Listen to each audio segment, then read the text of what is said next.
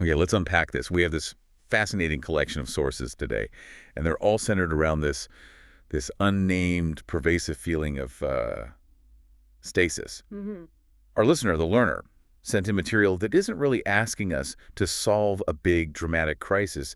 It's more about analyzing a widespread mood. Yeah, it's a really interesting mission. The sources are pretty clear that the goal here is to uh, structurally define an observation. It's an intermediate analysis, you could say. An intermediate analysis. I like that. It's trying to capture why, even though things like technology are speeding up like crazy daily life for so many people, well, it just doesn't feel like it's progressing. We're looking for a big pattern hidden in all these scattered, vague feelings. And that core feeling, the one described in the material, it's so tricky because it doesn't show up as a crisis. Nothing feels, dramatically broken. Exactly. We're not seeing mass panic or some definitive system failure you can point to on the news. Precisely. You can look at the news, and whether the headlines are, panicking about something or trying to reassure us about something else, they don't quite capture this specific mood. This isn't the feeling of a sudden storm. It's more like you feel the boat is moving, maybe even really fast. But you look at the horizon and you have no idea if you're actually getting closer to shore. Or just paddling really hard against a current. Yes. And that's the key observation, isn't it? That nothing feels like it's moving forward either. Yeah. It's hard for people to explain what exactly feels off. It is, because on paper, a lot of the institutions are still technically functioning. You have a job, you pay your taxes, the stores are full. But the feeling is different. And structurally, the source material really validates that feeling. The situation feels suspended. We're not in revolt, and we're certainly not in a state of hope. We're in simple inertia, persistence without any real forward momentum. The source language for this is great. It calls it low-temperature stagnation pressure accumulating. A quiet background drag. That's it, exactly. So if it's not one single crisis, what are the isolated everyday experiences that build up to create this pressure? Let's get specific about those small frictions. Right. We can look at 3 core areas of stasis that the sources identify, and they're incredibly relatable, I think, for most people. They touch on work, systems, and the future itself. Okay, let's start with work in progress. This is that widespread feeling of working really hard. You're putting in the energy, maybe more hours, you might even get a raise, but that effort just doesn't translate into any tangible ease in your life. It's what the source calls a systemic failure of proportional translation. I mean, if you look at the high-speed changes in capital or productivity, the output should, in theory, result in a proportional improvement for the worker. But it doesn't. No. Instead, inflation eats the raise, or efficiency demands just mean you do more work for the same pay. The goalposts for security just keep moving faster than your paycheck. It's that feeling of working, but it's not getting any easier. I hear the theory, but I'm going to push back a little. I mean, people have complained for generations that their work is hard.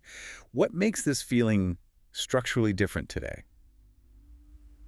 That's a fair question. What's different is that the effort is being consumed by the system without producing proportional, stable results at the human scale. So it's just wasted energy. It's a waste of attention and time. And this connects directly to the second core area, systems and daily life. Tell us about that. Well, the institutions, safety nets, tax structures, career paths, they all exist on paper, Sure. but they don't feel aligned with or like they're effectively curing the current reality of daily life. They're present, but you don't feel their effectiveness. It's like trying to run 2024 software on a computer from 1995. That's a perfect analogy. The program itself might be correct, but the operating system of daily life is just moving at a completely different speed. It makes the whole system feel, well, useless. Yeah. We've all felt that. You submit an online form and then get an email telling you to print it and mail it to an office that's only open 3 hours a week. That bureaucratic drag is the friction we're talking about. The system is designed to stabilize things, but the mechanism itself is moving too slowly to sync up with your immediate daily needs. And the third point, this perception of futures. This is maybe the most anxiety-inducing one. The immediate future feels manageable, right? You can budget for next month, your schedule next week. Yeah. But long-term planning, It feels abstract. totally abstract, unreliable. Like a goal that just keeps receding the closer you get to it. That is the perfect description. A goal that recedes. Think about housing prices or the cost of education. They move at the high speed of global capital. But your savings, your wages, they move at the much slower local speed of what we'll call the intermediate layer. And the gap between those speeds is what makes the future feel so fundamentally unreliable. Yes. So here's where it gets really interesting, if we synthesize that pattern. Each of these struggles, the friction at work, the misaligned systems, the abstract future, it all feels small and personal. Right. You might blame yourself. Bad budgeting, maybe I'm not working hard enough. A personal failure. And that's precisely why these things resist being named as a single unifying problem. They're all individually silent failures. But when you step back, You realize they all share a common structural root, and it's a question of speed and synchronization. okay, so let's move beyond the symptoms then. Let's talk about the structural engine driving this difference in speed. What is the unifying concept the sources give us for this feeling of viscosity? The unifying concept is relative velocity. The whole societal engine is stratified into these layers that are operating on radically different clocks. The GOA-6 structural analysis defines a three-layer structure. So we have what we can call the speedsters at the top. Exactly. We can call them the upper layer or the accelerators. This is where you find the high-speed components. Tech, information flows, global finance, AI. Things that move almost instantly with very little local friction. The high-speed train, yeah. And at the other end, you have the slow, rigid parts. Those are the lower layer, the anchors. This includes your fixed safety nets, minimum guarantees, basic rescue institutions. They're designed to move slowly to provide absolute stability. The bedrock. Right. Highly resistant to change. So what's stuck in between? That is the crucial area, the intermediate layer. This is the layer of medium speed, which has basically become the layer of stuck speed. This is where labor markets, taxes, social insurance, and the core machinery of redistribution live. I need to understand why this intermediate layer matters so much. It sounds a little dry, but the sources imply it's the engine of our current unhappiness. It is the engine of friction, and that's because it was originally designed as a cushioning zone. A translator, almost. A translator, Yeah. exactly. Its job was critical to absorb the high-speed, volatile outcomes from that upper layer. So like rapid profit generation or some big tech disruption. Right, all of that. And then convert it into stable wages and sustain social participation for everyone else. So it was supposed to be the gear coupling the high-speed financial train with the slow, necessary stability of the ground. Yes. But now, that coupling is failing. It's overwhelmed. It can't absorb the high-speed changes from above, and it can't reduce the uncertainty below. So the energy is there, but instead of translating into forward motion, It accumulates as friction heat. and the friction heat is what we feel is personal stagnation, bureaucratic headaches, and wasted time. It's energy that's being expended but isn't moving the marker in our daily lives. Precisely. This is that widely felt inefficiency. The system is spinning its wheels, submitting reports, paying taxes, filling out forms, but the output, the proportional improvement in quality of life, feels minimal. This brings us back to that core mechanism, the idea of a time delay in redistribution. If these systems are supposed to guarantee future stability, but they're operating too slowly compared to how fast life is changing, well, the guarantee starts to feel meaningless. It's a profound disconnect, a failure to synchronize. Think about your immediate household budget or your monthly career anxiety. If you pay taxes today, that money might guarantee you a slightly better pension in 30 years. Sure. But that long-term promise does absolutely nothing to alleviate the anxiety of your current life. OS, the rent due next week, the cost of the kids' activities today. So systems might be logically correct. The math works out over decades.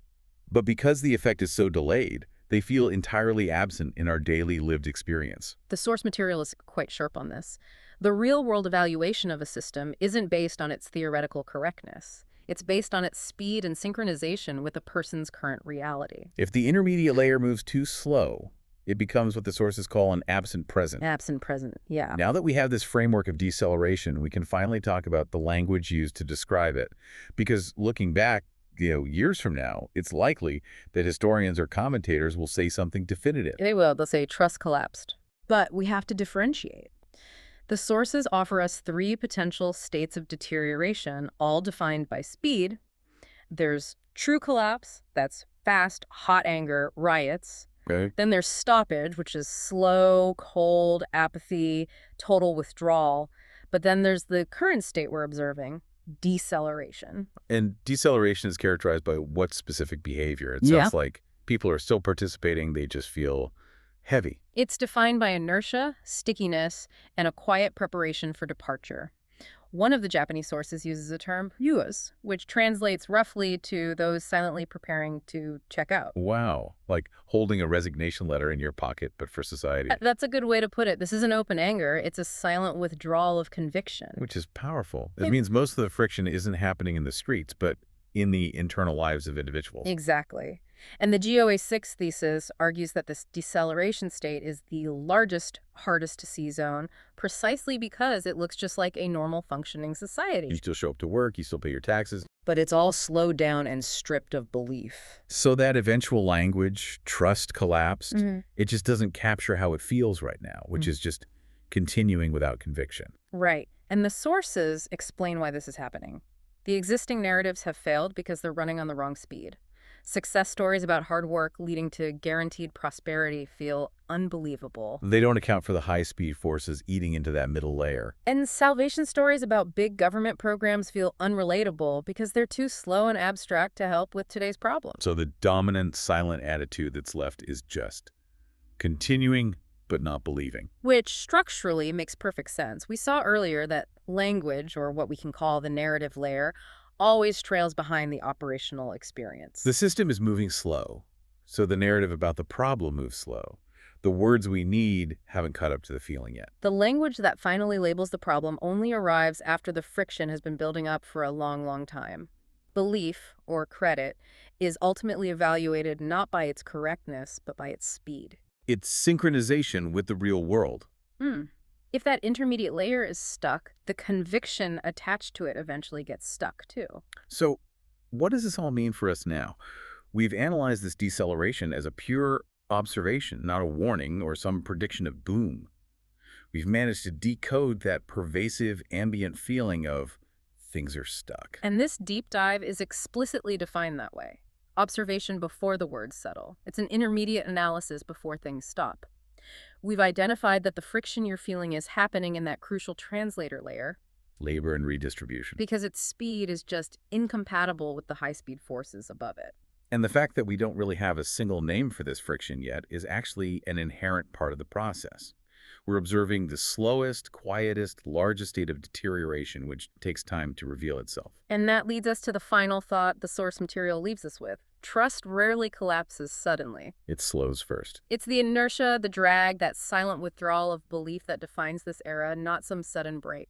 So the question you're left with is this. How slow can these institutions and middle layers go before waiting is recognized not as patience, but as system failure. What precise speed threshold do people need to feel forward momentum again and truly re-engage with conviction?